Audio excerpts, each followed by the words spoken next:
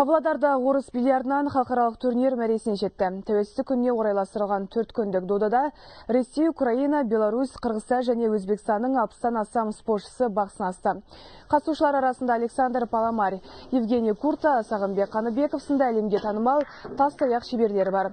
Тартысқа толы бәсеке нәтижесінде ақтық сынға тараздық Максим Пан мен турнирдің бұрынғы жеңімпазы әрі әлем чемпионы қаскелендік Ернар Шымбаев шықты. 5 сағатқа созылған күрделі ойын жанкүйерлерді бей-жай қалдырған жоқ. Ресейлік Анатолий Казанцев түріктер көрсетіп, жиналғандарды таңдай ақтырды. Кездесуде Ернардың 2 дүркін жеңімпаз атанарлық мүмкіндігі болған еді.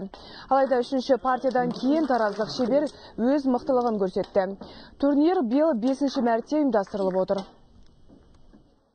Он чемпион мира, он очень достойный соперник. Қарсыласым әлем чемпионы, сондықтан шеберлігі біршама сезіліп тұрды.